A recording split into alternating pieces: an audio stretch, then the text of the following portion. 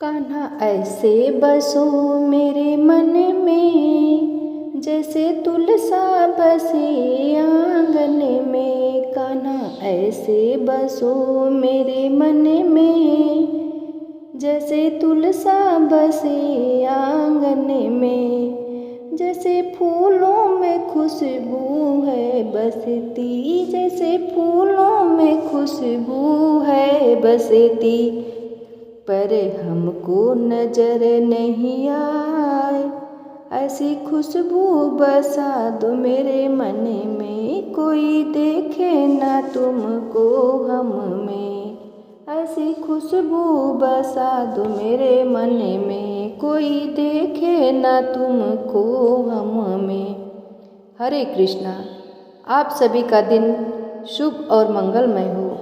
कान्हा जी की कृपा आप सभी भक्तों पर सदा ही बनी रहे। इससे पहले की वीडियो को लाइक करने के लिए, कमेंट्स करने के लिए आप सभी का बहुत बहुत धन्यवाद। आज के अध्याय का शुभारंभ करते हैं कार्तिक स्नान की कहानी से, और इस वीडियो के लास्ट में आप तुलसी चालीसा का पाठ और तुलसी माता की आरती भी सुनेंगे। कार्तिक मास में पीपल पथवारी की कहानी कही और सुनी जाती है। स्नान और पूजा करने के बाद पीपल पथवारी की कथा का पीपल पथवारी की कथा सुनने से अपार पुण्य मिलता है। कार्तिक मास में स्नान, ध्यान और पूजा पाठ का विशेष महत्व होता है। आज के दिन इस कथा को सुनने से सभी पापों का नाश होता है और भगवान विष्णु की कृपा प्राप्त होती है। किसी गांव में एक गुजरी रहा करती थी। वो दूध दही बेचकर अपने परिवार का पालन पोषण करती थी। एक दिन उसने अपनी बहू को बुलाकर कहा कि बहू जा, आज तू यह दूध दही बेचकर आ।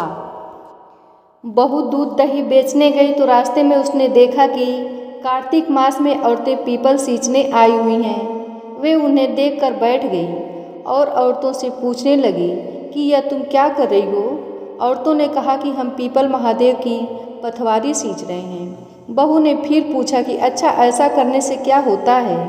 तब औरतों ने बताया कि ऐसा करने से अन्न धन की प्राप्ति होती है। अगर किसी का पति वर्षों से बिछड़ा हुआ है तब वह मिल जाता है। औरतों की सारी बात सुनकर वह गुजरी बहू बोली कि तुम तो पानी से सींच रही हो, मैं तो दूध दही से सींच कर। गुजरी की बहू हर रोज आती और सारा दूध दही से पीपल की पथवारी को सींच जाती। उसकी सास उसने वापस लौटने पर हर रोज पैसे के बारे में पूछती तो वह कह देती थी कि माँ जी, कार्तिक का महीना ख़त्म होने दो, तब मैं सारे पैसे ले आकर दे दूँगी। कार्तिक का महीना पूरा होने पर पूर्णिमा आ गई। तब वह गुजरी की बहू पीपल की पथवारी के पास धरना देकर बैठ गई। पीपल ने उससे पूछा कि तू यहाँ पर क्यों पड़ी हुई है। वह बोली कि मेरी सास दूध दही के पैसे आज मांगने वाली है, लेकिन मैंने तो पूरे महीने पीपल के पेड़ को दूध और दही से सींचा है, अब मुझे पैसे चाहिए। पीपल ने कहा मेरे पास पैसे नहीं हैं,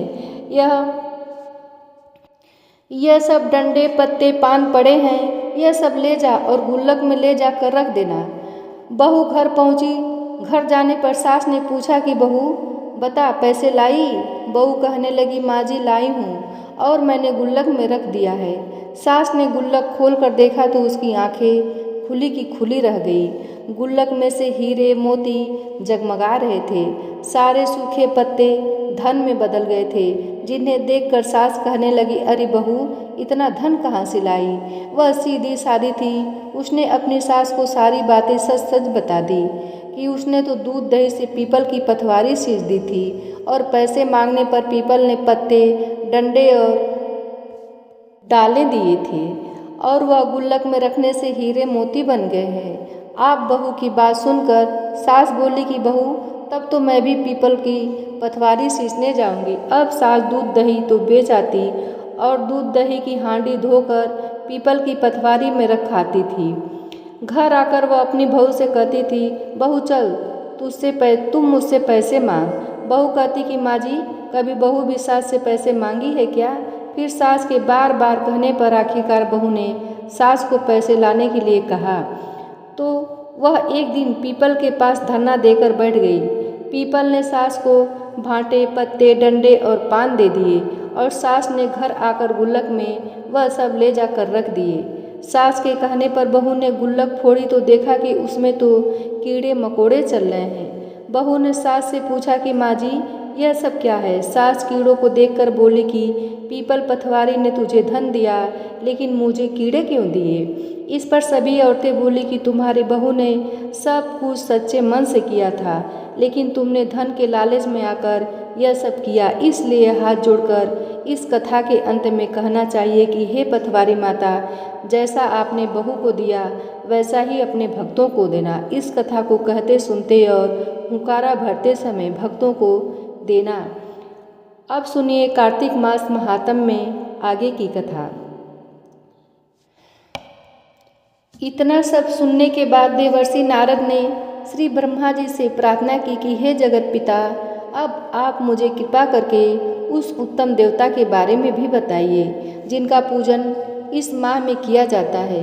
ब्रह्मा जी ने उत्तर दिया कि बस गंडकी नदी के उत्तर की ओर गिरजा के दक्षिण में 40 कोस की भूमि महाक्षेत्र कहलाती है।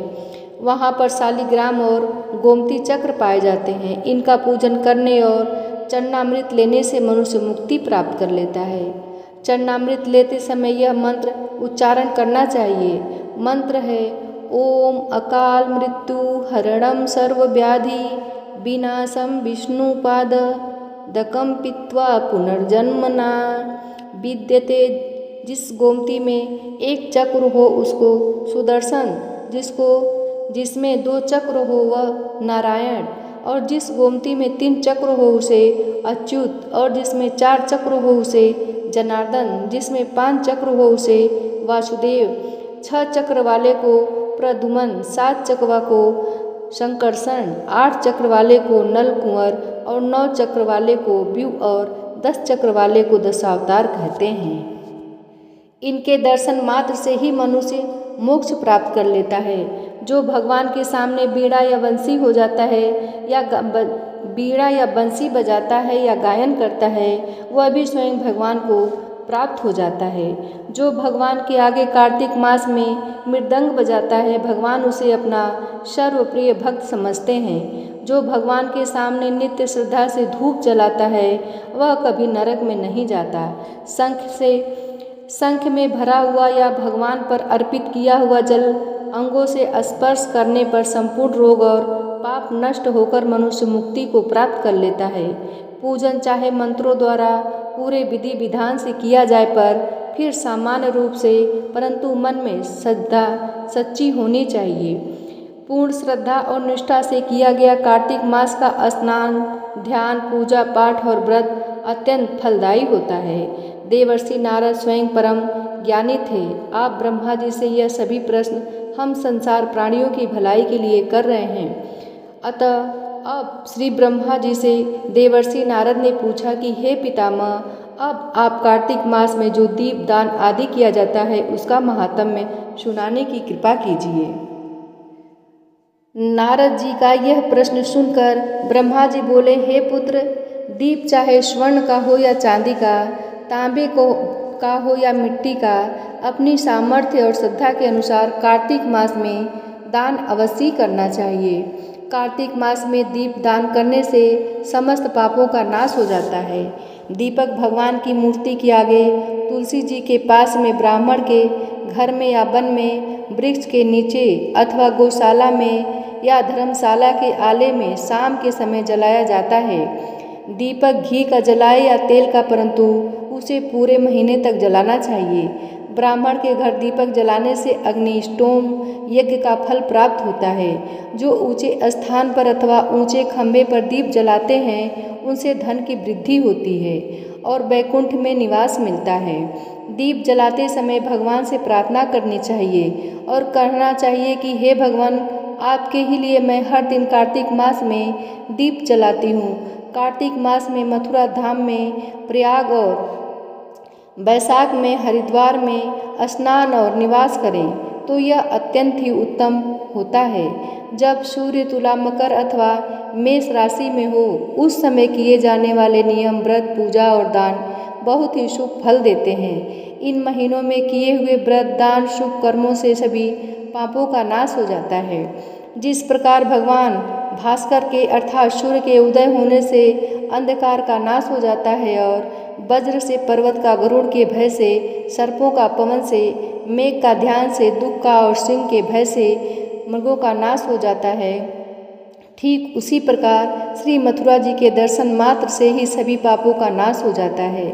कार्तिक मास में स्नान और जागरण, दीप दान, तुलसी जी का दर्शन, पूजन, भगवान के मंदिर में झाड़ू लगाना, साफ सफाई करना, गाना बजाना, भगवान की कथा सुनाना, कीर्तन करना कराना, यह सब शुभ कार्य होते हैं। इनके करने से श्रेष्ठ फलों की प्राप्ति होती है।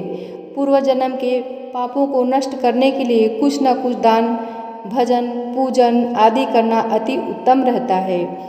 श्री ब्रह्मा जी के मुख से पूर्व जन्म में पाप शब्द सुनकर देवर्षि नारद ने पूछा कि हे विधाता, अभी अभी आपने कहा कि कार्तिक मास में स्नान दान करने से पूर्व जन्म के पाप भी नष्ट हो जाते हैं, तो किसी को यह कैसे पता चलेगा कि उसने अपने पूर्व जन्म में किस प्रकार के पाप किए हैं? किस प्रकार हम अपने पूर्व जन्म के पापों को जान सकते हैं? यह सुनने की भी मेरी इच्छा है। सो हे पितामह, अब आप कृपा करके इस बारे में भी बताइए। श्री ब्रह्मा जी बोले कि हे पुत्र, पूर्व जन्म का ब्रह्म हत्यारा, क्षय रोगी और पर स्त्री गमन करने वाला कोढ़ी बन जाता है। स्वर्ण चोर के नाखून खराब हो जाते हैं और मदिरा पीने वाले के दांत खराब हो जाते हैं। इस प्रकार मनुष्य के पूर्व जन्म के पापों को पहचाना जा सकता है। इस प्रकार के सभी पाप दान, तपस्या, कृष्ण व्रत आदि से निवारण हो जाते हैं। ब्रह्मा जी ने कहा कि हे देवर्षि, अब हम कुछ व्रत आदि बतलाते हैं। एक समय भोजन करने से और 3 दिन शाम और 3 दिन प्रातःकाल भोजन करने को अति कृष्ण व्रत कहते हैं। शाम के समय 12 ग्रास और प्रातःकाल में 26 ग्रास, 24 ग्रास खाने को भी अति कृष्ण व्रत कहा गया है। 3 दिन तक खाएं और फिर 3 दिन उपवास करें तो यह भी अति कृष्ण व्रत होता है। शाम के समय 1 ग्रास और काल में 1 ग्रास, फिर 2 दिन बगैर मांगा हुआ और 2 दिन तक उपवास करें तो यह अति व्रत कहलाता है। 21 दिन तक केवल दूध या पानी पीता रहे तो यह व्रत कृतिकक्ष व्रत कहलाता है। 12 दिन का उपवास करना पराग व्रत कहलाता है। 4 दिन कुछ नहीं खाना, फिर सत्तू खाना या छाछ पीना, इसके बाद ब्राह्मणों को दक्षिणा देना सौम्य कृष्ण व्रत कहलाता है।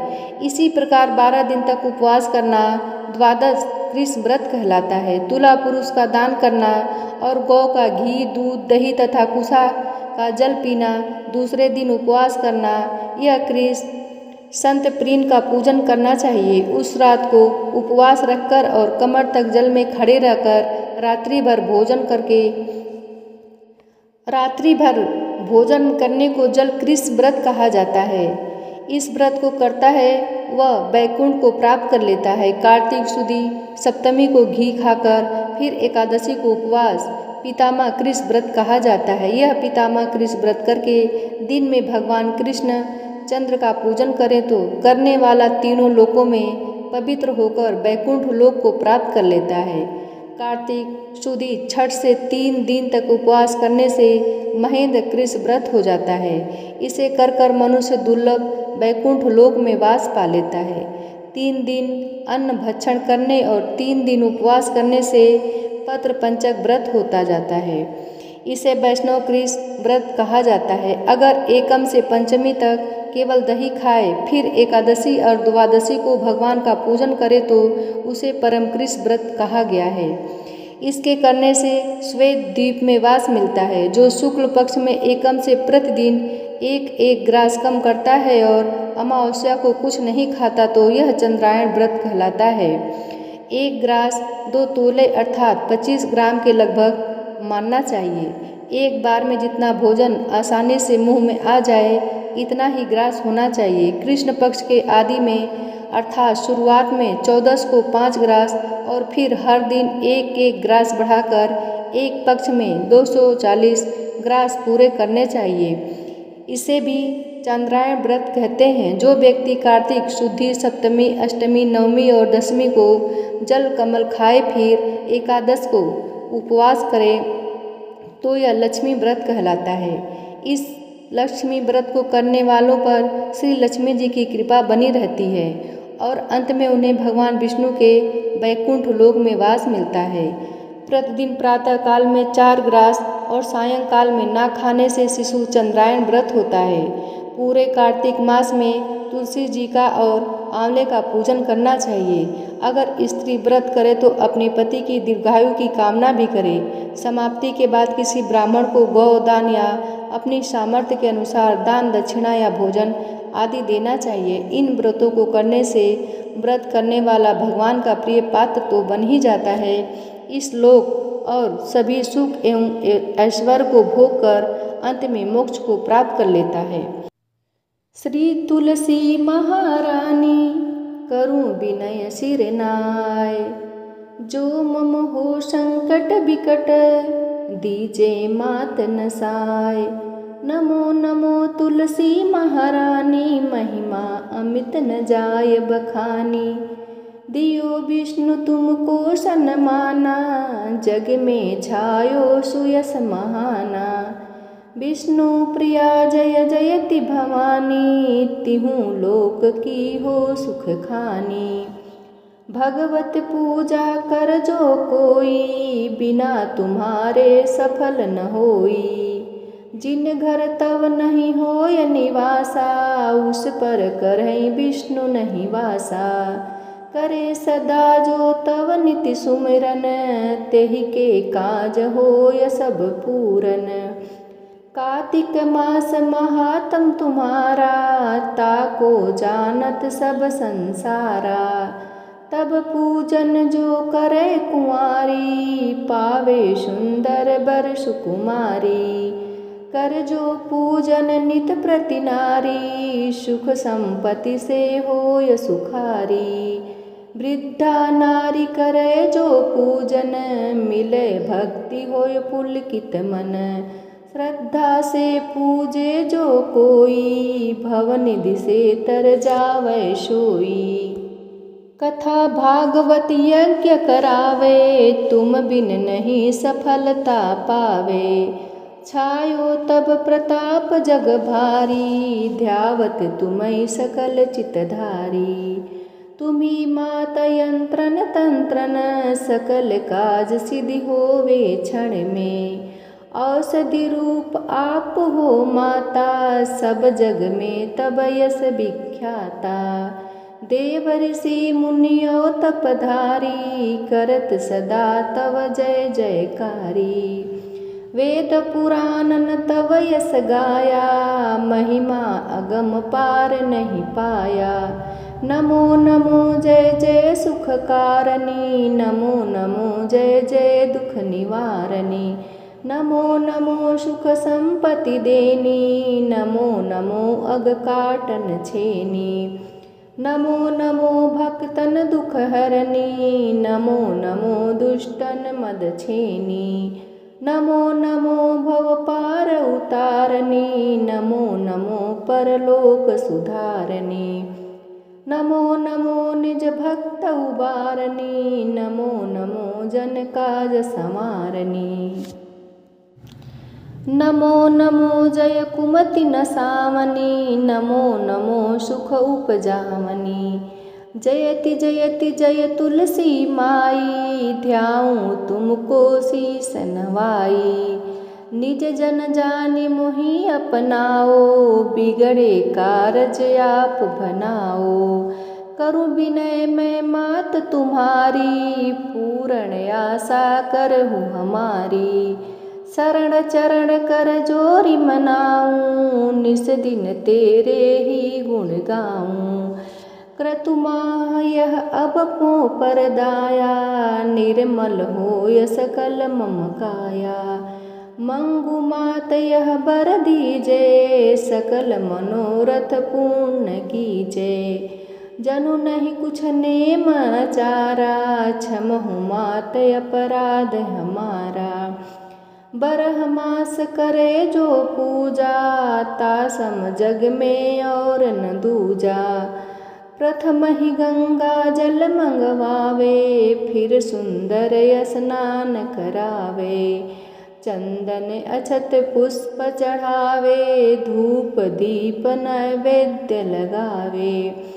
करे आचमन गंगा जल से, ध्यान करे हृदय निर्मल से। पाठ करे फिर चालीसा की, स्तुति करे मात तुलसा की। यह विधि पूजा करे हमेशा, ताके तन नहीं रहे कलेसा।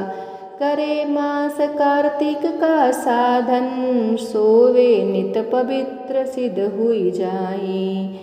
है यह कथा महासुखदाई, पढ़े सुने सो भव तर जाई। तुलसी मैया तुम कल्याणी, तुम्हारी महिमा सब जग जानी। भावना तुझे माँ नित नित ध्यावे, गा गा कर माँ तुझे रिझावे। यह श्री तुलसी चालीसा, पाठ करे जो कोय। गोविंद सो फल पावहीं, जो मन इच्छा होय। जय तुलसी माता की, जय कृष्ण भगवान की। तुलसी महारानी नमो नमो, हरि की पटरानी नमो नमो। धन तुलसी पूरण तप कीनो, शालिग्राम बनी पटरानी। जाके पत्र मंजरी कोमल, श्रीपति कमल चरण लपटानी। तुलसी महारानी नमो नमो, हरि की पटरानी नमो नमो। धूप दीप नैवेद्य आरती, पुष्पन की वर्षा बरसानी। 56 भोग 36 व्यंजन, बिन तुलसी हरि एक न मानी। तुलसी महारानी नमो नमो, हरि की पटरानी नमो नमो। सभी सखी मैया तेरो यस गावे, भक्ति दान दीजे महारानी। नमो नमो तुलसी महारानी, तुलसी महारानी नमो नमो। तुलसी महारानी नमो नमो, हरि की पटरानी नमो नमो।